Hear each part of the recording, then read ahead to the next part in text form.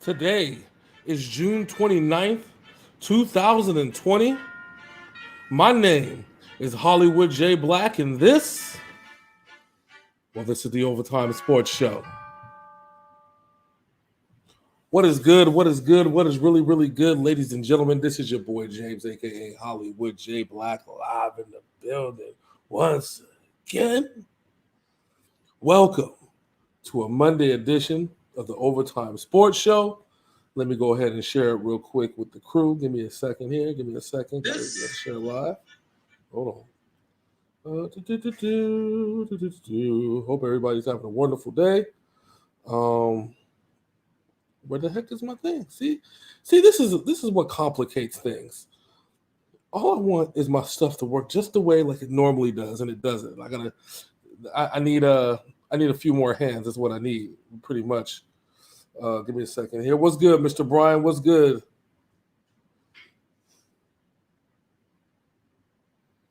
All right. So back to the lecture at hand. Again, welcome to a Monday edition of the Ovatyme Sports Show. We got a really, really big subject to talk about tonight. Some say it might be the number one subject that we got to talk about tonight. Some would either go back and say that it is a subject of supermanic proportions. For those that don't know, that have been living under a rock, Cam Newton has signed with the New England Patriots, y'all. That's huge.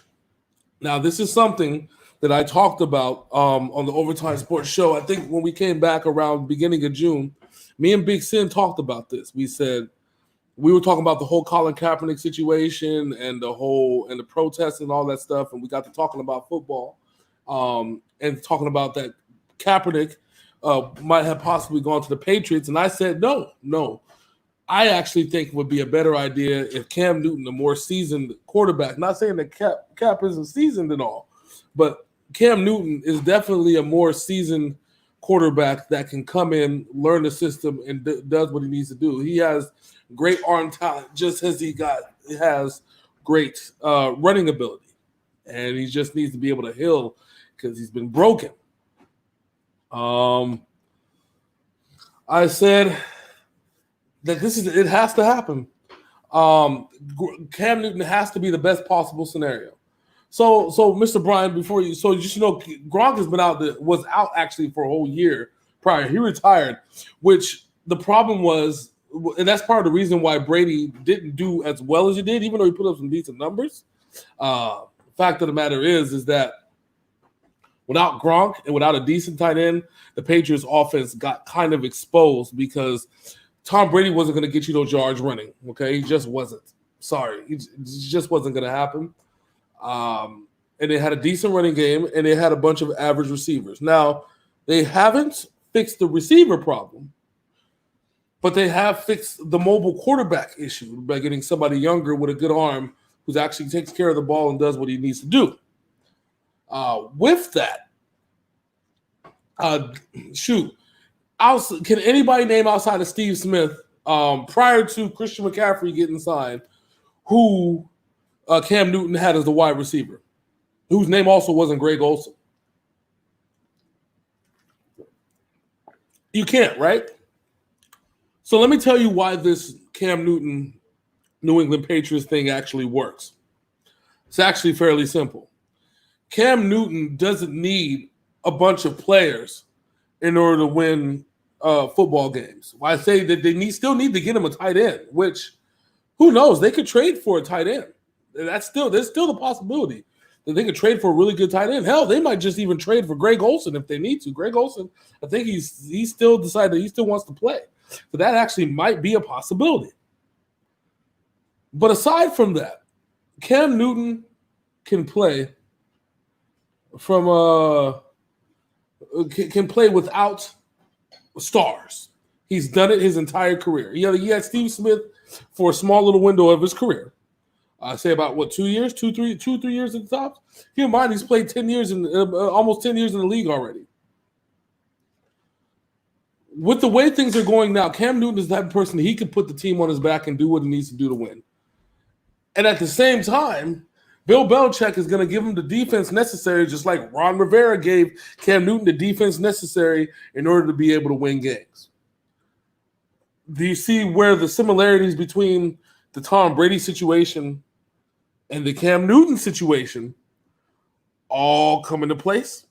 Now it starts to make sense. And now you see where Bill Belichick was going when he decided to do what he decided to do.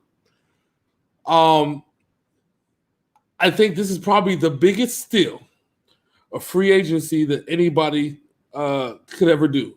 Because now Cam Newton has 1 year to prove himself with the best coach and possibly the best GM in the league. With probably one of the best defensive masterminds in the league as well, who can win games by himself if need be. And now he's going to elevate this man from he's going to put Cam Newton back in the MVP conversation. That's what I think that's essentially going to happen. Cam Newton is going to be officially back in the MVP conversation. And people are like, oh, well, he's still with the shoulder injury and the foot injury and the injury. So I understand that. But what he's dealing with is done. We've seen the workout videos. He worked out with Colin Kaepernick. He worked out with a bunch of receivers. Cam Newton is back. He is ready. He is huge. He is ready to roll. That's probably this is a huge deal, and nobody's even understanding the ramifications of it. So let me also break this down into another situation for you. So as we all found out, and I don't know about the big news. We're going to cover the big news tonight too, with MLB. But the New England Patriots were fined for all that mess that they did. They were fined a bunch of money, 2021 draft pick, third round draft pick, and regarding the whole videotaping scandal with Cincinnati and Cleveland. Okay, fine. So let me drop this little gem on you now. So if Cam Newton puts up big numbers and then next year decides to leave and go somewhere else, New England gets that draft pick back. So not only is Cam Newton, they got Cam Newton for a steal. If he does well and gets paid somewhere else in free agency, the New England Patriots profit still. Bill Belichick always wins. Even when he loses, he wins. Yes, just like Brian alluded to, he lost Rob Gronkowski. He lost Tom Brady. But Tom Brady has come down here to Florida, retire, win another couple championships, in probably the toughest division in football. In the NFC even. Outside the NFC West, maybe. But the Rams are falling off. So we don't know how that exactly is going to play out. Okay? But probably the Falcons are still the Falcons. The Saints are still the Saints. And Carolina, with their one backup from last year, Kyle Allen, was actually doing good up until they got exposed. But it's a new coaching staff, new everything, new everyone that's in there. Things might just change for the better there. Who knows? But the whole thing about this is that there's a tougher road to get to the Super Bowl for Tom Brady than it is for Cam Newton. Why, you ask? Because if the Patriots go 13-3, 14-2, you can easily say that they'll at least win probably 6 games in their division. They'll sweep the division like they've done every year, with the exception of last year where they went 5-1. Okay, they'll sweep the division.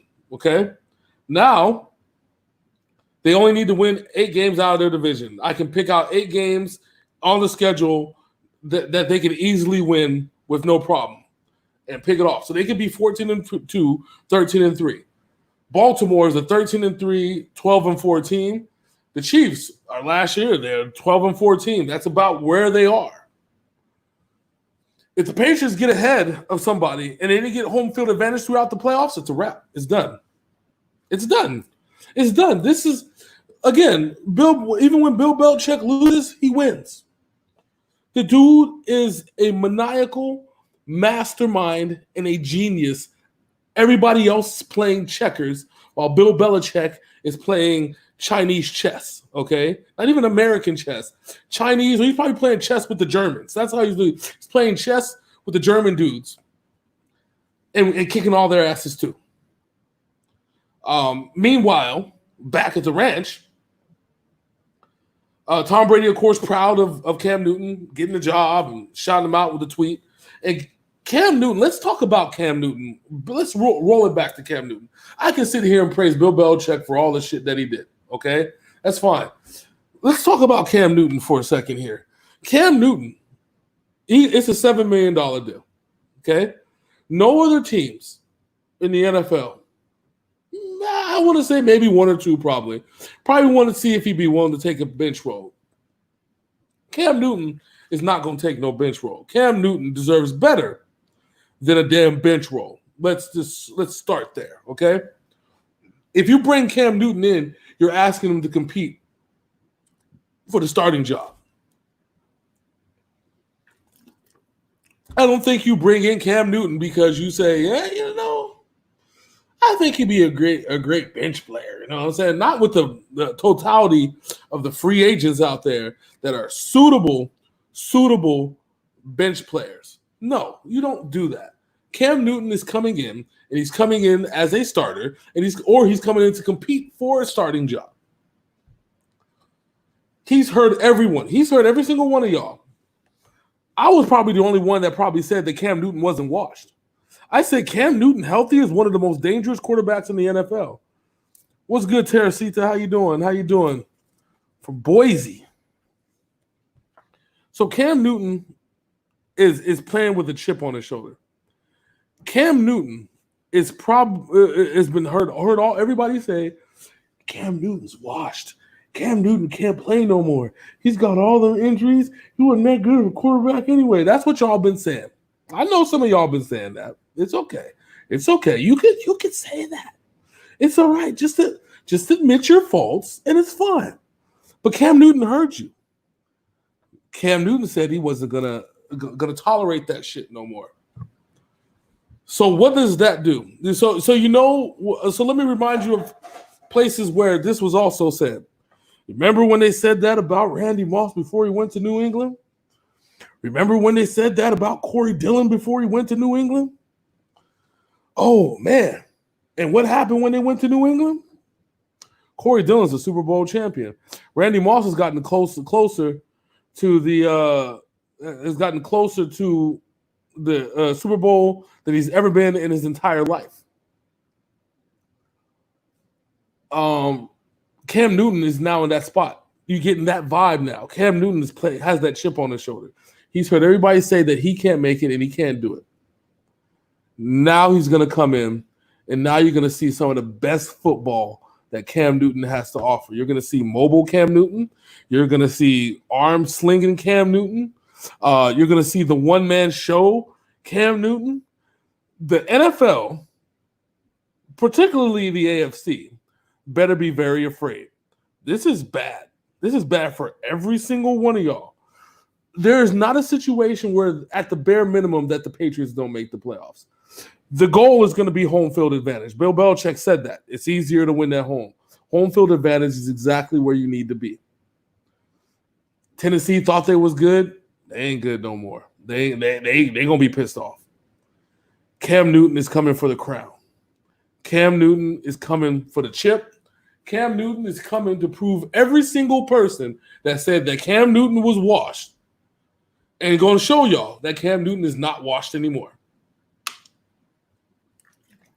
You can take that to the bank. You can write the check on that, deposit it, let it sit there, and I guarantee you'll make the double on interest.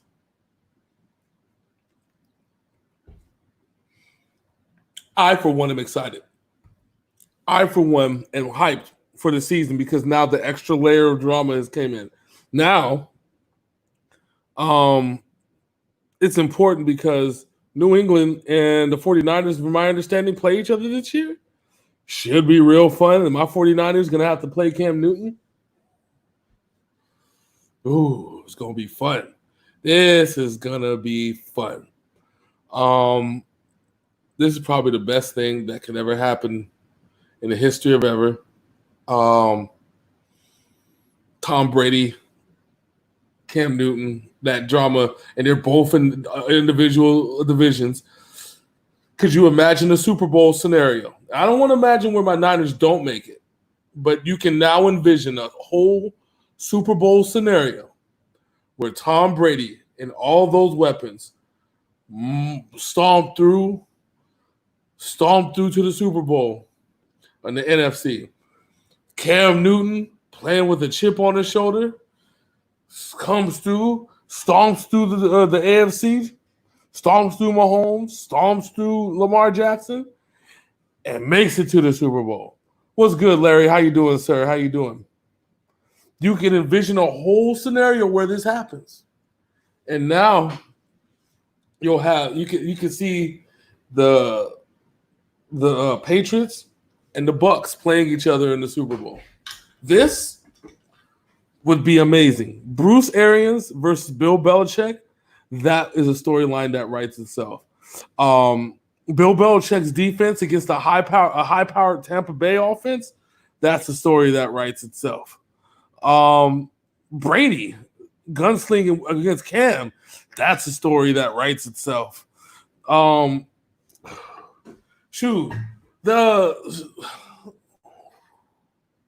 You can't there's so much energy in that.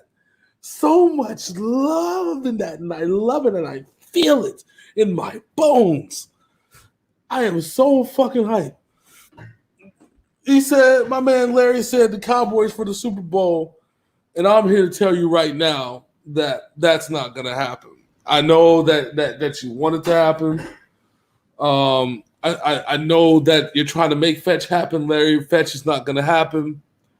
Not because of anything that Dak Prescott is doing, but I think this team, with everything, with the protesting and Jerry Jones at the top, this shit's going to come. It's going to be like the first part of the Hulk Hogan Real American song.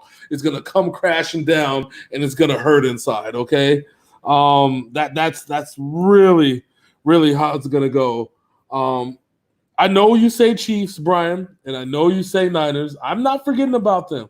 I don't want them. I don't want it to happen. So let's start there. I don't particularly want it to happen because I'm biased as a 49ers fan. However, football is a game that is played for a totality of 60 minutes. And in football, since it's a game that is played for a totality of 60 minutes, you never know what can happen. And that is the point I'm trying to get at. Cam Newton is a hell of a quarterback. You never know with the 49ers. Jimmy Garoppolo, I love him. I love him to death. But what if he puts up the same type of performance in the NFC Championship game against a team like Tampa Bay that he did against the freaking Chiefs in the last 8 minutes? That scenario could potentially happen again. And I don't want it to happen again. No, and I know, Larry, if you guys have Green Bay's old coach. Here's the problem. Again, Jerry Jones. That's the problem. On top of all that, your defense hasn't gotten better. Your defense is a bend but don't break type of defense, and while you probably got an excellent offensive-minded coach in Mike McCarthy, you haven't solved the defense problem, and that is going to be a big issue. I'm just going to tell you straight out like it is. The Cowboys may win the division, not because they're going to stomp through the division, but how inherently weak the NFC East is. The Eagles can't even keep Carson Wentz upright. So I don't even know if they're going to make it to the playoffs again this year. They backed into the playoffs this year. The Cowboys the Cowboys can probably go 7-9 this year and make the playoffs. That's how bad this shit is. Dwayne Haskins is going to probably end up being traded from the Redskins to somebody probably within the first 4 games. I mean, that's just the way it is, though. Like, I'm not – it is nothing against the Cowboys, but Dak Prescott is not ready. Prescott is not ready, bro. Prescott is not ready for the big time. Just the ownership. Just the ownership. Stephen Jones has proven to be a better person to run the Dallas Cowboys than Jerry Jones. Jerry Jones has an old school way of doing things, which doesn't align with the new way that the NFL does things. Jerry Jones needs to literally like just step back away, and he needs to let his son take over. Stephen Jones is probably, and he has a little bit of a history, but Stephen Jones, as a GM or as a guy on the negotiating table, values football players. Okay? Stephen Jones didn't want to give Ezekiel Elliott and Amari Cooper all that money, but Jerry Jones did. And what Jerry Jones wants, Jerry Jones gets, which then left this money out for Dak Prescott not to get paid. Not to saying that Dak Prescott doesn't deserve to get paid, but he needs to be your first priority. You could trade Ezekiel Elliott for another running back and then have somebody else sign him. Okay, that can be done.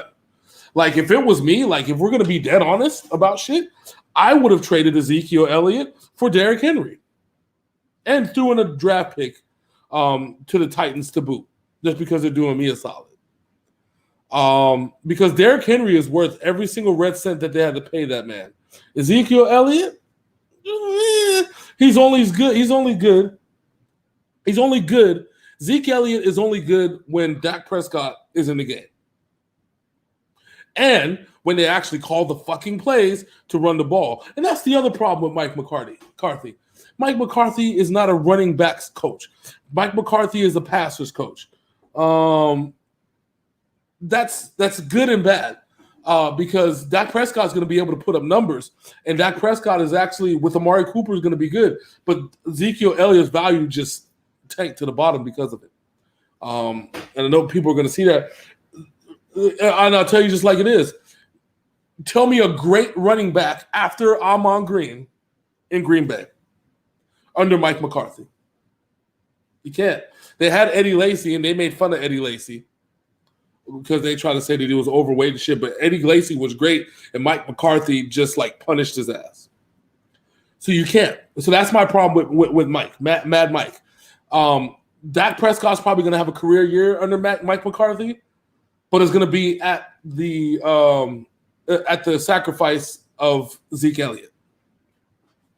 So that's where that one's going to go.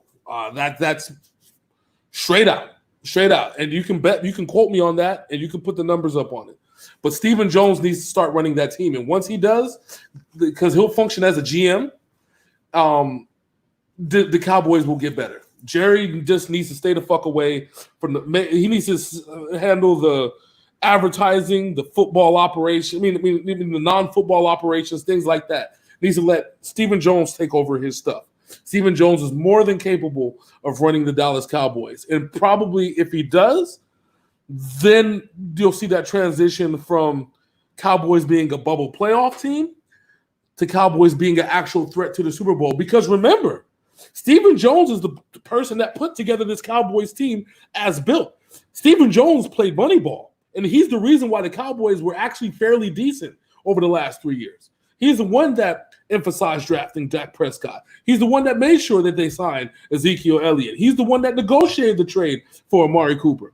Everybody wants to talk about, Jerry Jones is shooting. No, Stephen Jones negotiated all those. The problem is that Jerry Jones has his hand, and they keep doing these interviews with this dude, and it's just not good. It's not conducive to a healthy work environment. And again, with the Black Lives Matter scenario, it's the specter is going to lean back in his head. Stephen Jones needs to take over the football team before the Cowboys go from bubble playoff team to Super Bowl contender. Straight out. I'm going to keep it really 100 with you on that. But I'm telling you though, This is the storylines in the NFL, and that's not even bringing coronavirus into the situation. This is the strategy. This is how it's going to go, and this is how it's going to be. I'm excited for this NFL season. I am really, really excited. I hope everybody is too. This is a time where if you're a football fan, this is where you need to watch. This is where we need to watch it.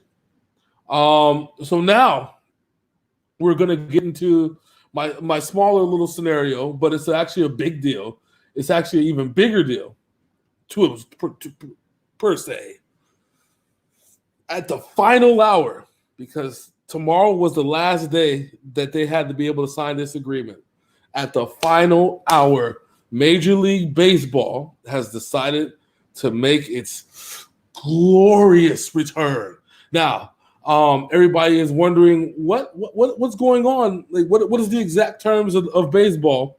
Where are we going to go with this one? And I'll tell you where we're going to go with this one. Give me a second. I will break down the rules for you because I care. Because I love you all. You know I love you guys, right? Let's do it. Hold on. I'm going to break down the rules. Okay. So, you might want to write this down. Might want to record it, whatever you need to do.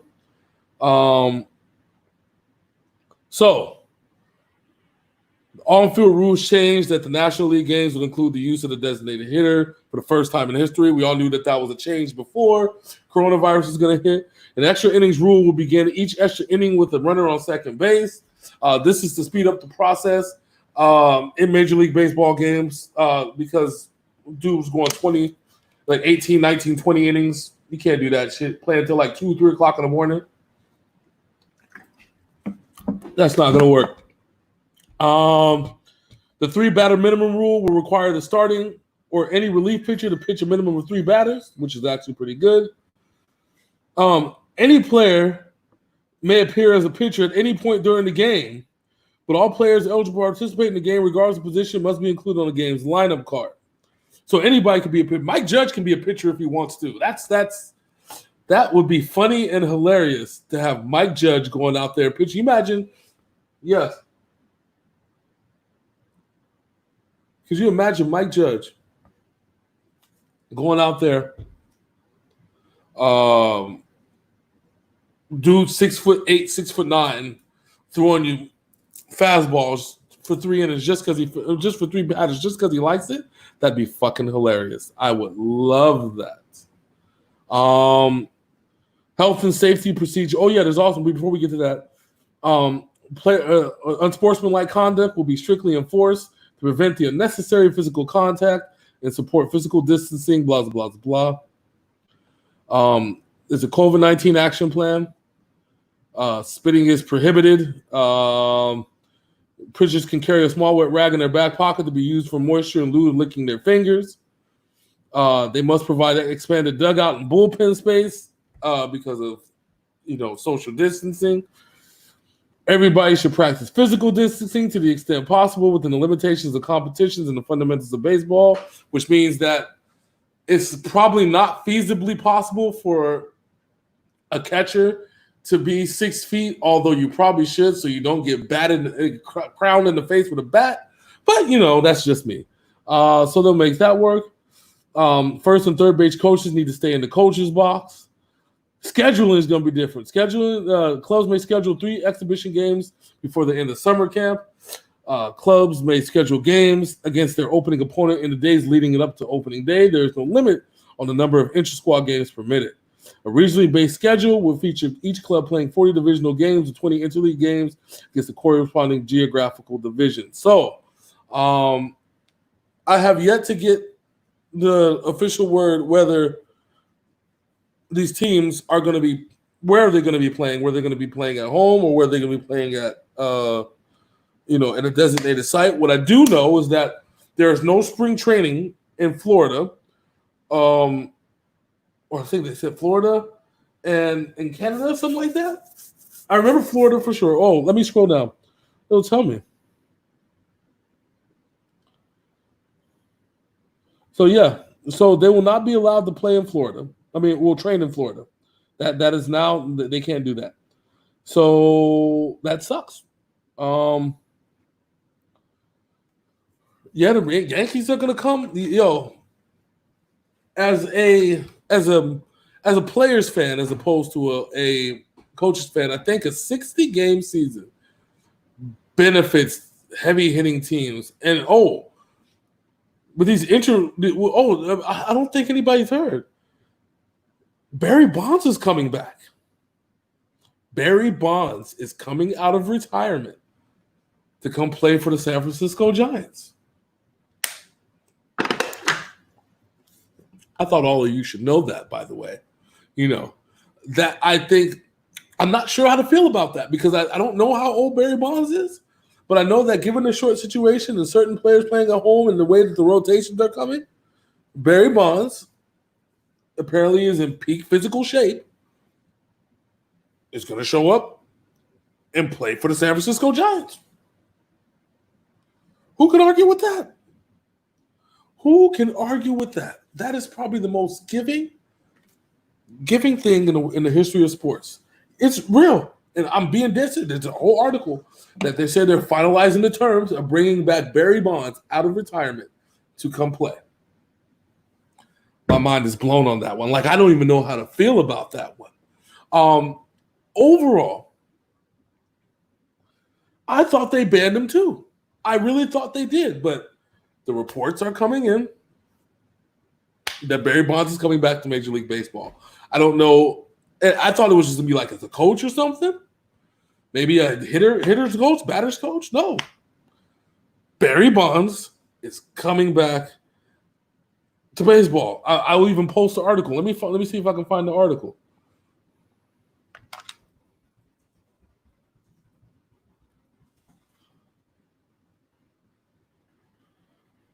Let's see.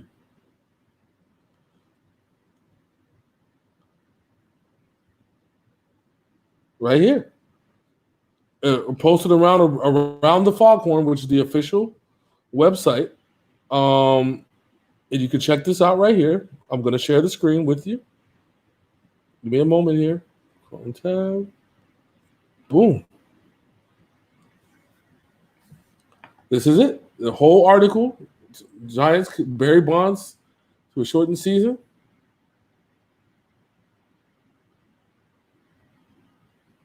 And it was a rumor, and he's 55 years old. But he wouldn't be the oldest player to do it. Satchel Paige came in at 59. He officially retired, but he ended his career on a better note. But it's a thought. It was a rumor initially, and that it picked up steam. They should. Regarding Pete Rose, I think they should definitely bring him back. But I think that's what I was going to say. The shortened season benefits slugging teams. Teams like the Yankees, just like you discussed. Teams that really clock in home runs. So what? The Dodgers, we have a really good pitching staff, so that wouldn't. I mean, they can get home runs, but not really. The Yankees just might be the big, but the Braves are a good run team. Mm-hmm. By the way, this is going to be a heck of a season, and the crazy part about it is it starts a week before basketball is supposed to start. The end of July is going to be loaded in coronavirus-free sports, and I love it. I'm here for it. It's going to be epic. Yeah. So that we're going to end this one on a high note. I'm going to do some more research on the Barry Bonds shit and check that out. Yankees, like I said, Yankees are going to be hard to beat. I want Pete Rose into the Hall of Fame. I got a smile on my face because Barry Bonds returning at 55 years old would make for the greatest storyline in Major League Baseball history. But that's just me. All right, well, that's it for the Ovatyme Sports Show for today. I will see you guys back on Wednesday. Hope everybody has a wonderful next couple days and catch us on the next part of the podcast. I want to thank Brian, Larry, and Teresita for joining me tonight. Appreciate y'all. Much love. Oh, Wednesday we'll talk about NHL, how that all going to work, NHL playoffs, all that. So I got that down. We're going to go more into I want to catch up on soccer, let everybody know how Major League Soccer, because that's coming back this month as well, and that's a big thing here, especially out here because we have the Orlando City. Make sure you follow the page, Larry. Hit me up. I'll hit you up, man. It's been busy, man. It's been real busy between parenthood, hosting the show, doing all the stuff I'm doing behind the scenes. You can ask Brian. I'm a hard person to get a hold of, but I'll definitely hit you guys up for sure. Until then, it's your boy Hollywood J. Black. Thank you for watching the Ovatyme Sports Show. We are out this bitch. Deuces.